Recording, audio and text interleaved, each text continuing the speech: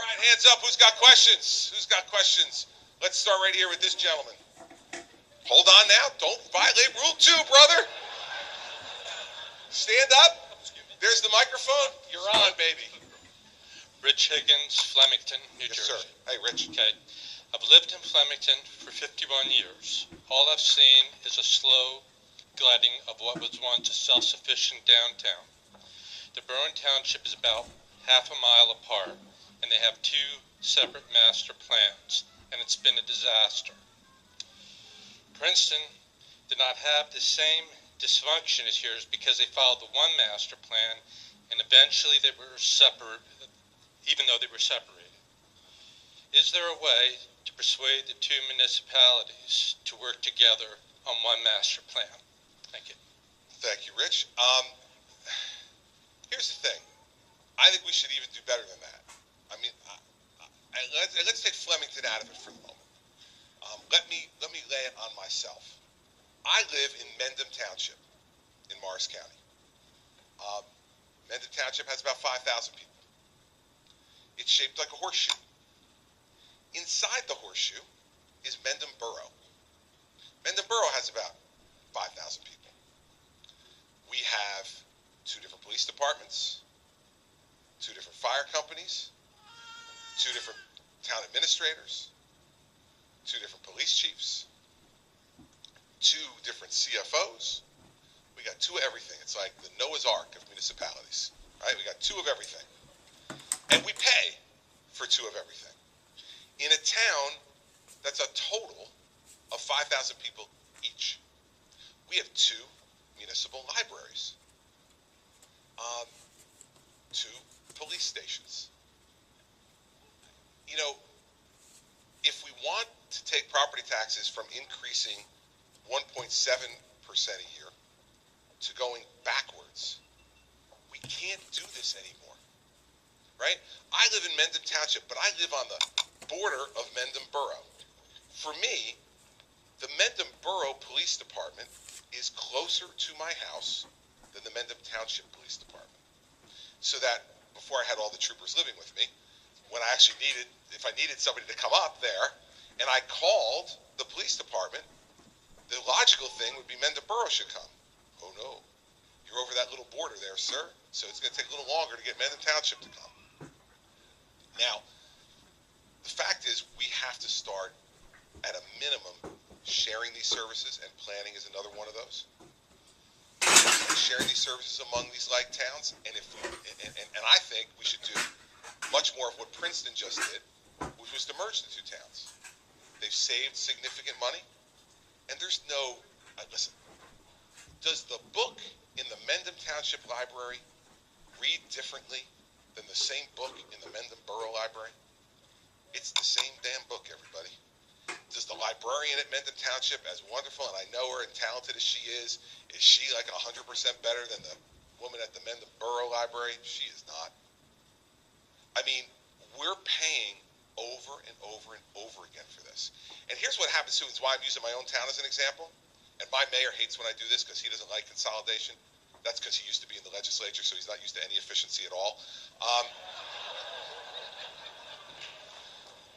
But that's why I use my own town as an example, because most people say, when I make that argument, they go, you are right, Governor, that is common sense, that's smart, we should do it, my town doesn't need it, but your town should definitely merge with some other town.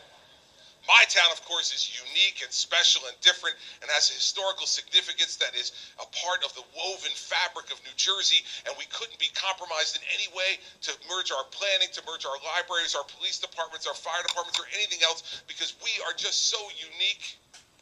You're not. You're not. Every town is special. There's no doubt about that. But you know what? Mendham Township would not be denigrated for a moment, nor would Mendham Borough, if they just became Mendham, right? If we just called it Mendham, and we just had one government, and one CFO, and one police department, and one fire department. Wouldn't that, I mean, like, how would that change what would really be happening here? God forbid we start to talk about the schools. because we got a separate elementary school in Mendham Township and a separate one in Mendham Borough, and a separate middle school in Mendham Township and a separate middle school in Mendham Borough. And of course, they all have their own principals and their own vice principals, and those people all deserve to be paid. And before you know it, you're thinking to yourself, property taxes only went up 1.7%. It's a miracle. It's a miracle under that system. So you're right, not only from a cost perspective, but an efficiency perspective and all the rest of it. When you have towns that are so tightly configured, remember this, we're a pretty small place. And we got 566 of these things. And guess what? If you think 566 towns in a small place like this is bad, get ready. We have over 600 school districts. We have more school districts than we have towns. How'd that happen? How'd that happen? So you're absolutely right. And here's the problem, though. It comes back to two problems. One is that kind of municipal pride. Hey, you know, I bought a house in Mendham Borough. That's where I wanted to live. I don't want to be a part of Mendham Township. If I had, I would have bought there. I bought here. We all get this kind of provincial selfishness. That's problem number one. Problem number two is that when you try to do this, you run across, as the mayors here will tell you, the civil service rules and the collective bargaining rules with the unions that tell you you can't do that. What those rules are set up to do, they say they're set up to prevent political favoritism. And when they started, they were. What they're set up to do now is to absolutely prevent efficiency of any kind. Financial efficiency or operational efficiency. And I will tell you, if you talk to any of these mayors who have to operate under civil service in this state, and you said to them, we'll give you an opt-out, they would opt out. And allow them then to be responsible for managing their towns and being held responsible for it. They're happy to be held responsible. But right now they got the worst of both worlds. You hold them responsible for things they can't change. Because we make laws at the state level that don't permit them to change it. I see, this is again not a partisan issue. I see Dave Del Vecchio here, the mayor of Lambertville.